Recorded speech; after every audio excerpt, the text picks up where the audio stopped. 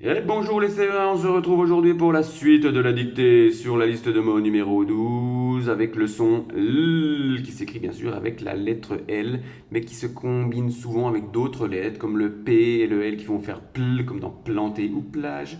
Le L qui pourrait être avec le C comme dans le client, C et L qui fait le cl, ou avec le G et le L comme glace, ou bien sûr le C et le L on a vu client, on a vu clé, on a vu oncle avec le B ou le L dans le sable. Alors tu vois que cette lettre L peut être associée à d'autres lettres qui sont difficiles à prononcer, ou simplement toute seule, comme dans un parasol. Alors hier, rappelle-toi que des enfants plantaient les parasols sur la plage. On continue aujourd'hui la dictée, donc nous sommes jeudi. La dictée d'aujourd'hui a bien sûr à écrire sur ton cahier du jour, selon la présentation habituelle avec ton crayon bleu, en soulignant le mot dicté et la date d'aujourd'hui, et en écrivant très proprement. Bien sûr, n'hésite pas à mettre la vidéo sur pause pour avoir le temps d'écrire, et relis-toi avant d'envoyer cette dictée à Anne-Sophie ou Frédéric pour éviter certaines erreurs. C'est parti, je te lis la dictée d'aujourd'hui. Les clients achètent des glaces et mon oncle cherche ses clés. Je répète. Les clients achètent des glaces. Les clients achètent des glaces.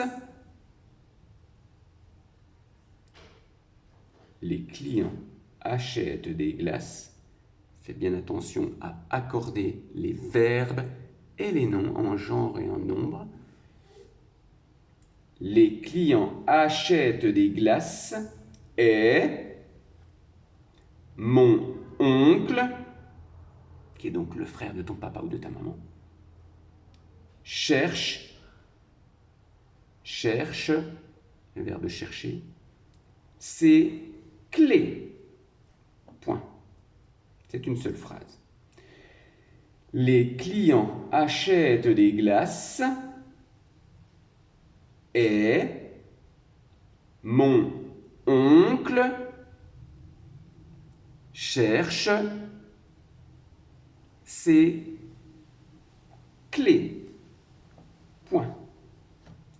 Je vais te relire cette phrase à vitesse normale. Les clients achètent des glaces et mon oncle cherche ses clés. Bien sûr, tu vois que je dis mon oncle quand je fais la liaison. Mais quand je vais parler doucement, je vais dire mon oncle.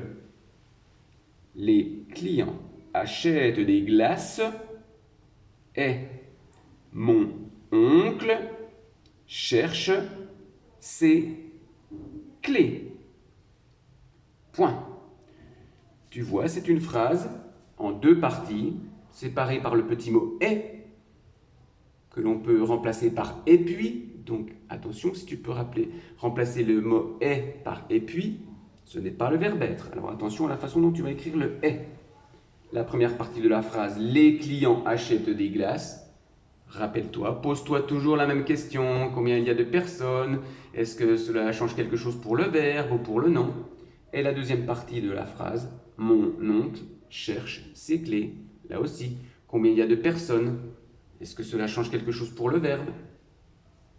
Et combien il y a d'objets? Voilà, chaque fois, donc accorde le verbe et les noms. Je te répète une dernière fois cette phrase. Les clients achètent des glaces et mon oncle cherche ses clés. C'est terminé pour aujourd'hui. N'hésite pas à mettre sur pause, applique-toi et relis bien cette dictée avant de l'envoyer. Bon travail les CE1, on se retrouve demain vendredi pour la dernière dictée de la semaine. Un peu plus difficile, un peu plus longue, mais tellement bonne car c'est le dernier jour de classe de la semaine. Bon travail les CE1, à bientôt.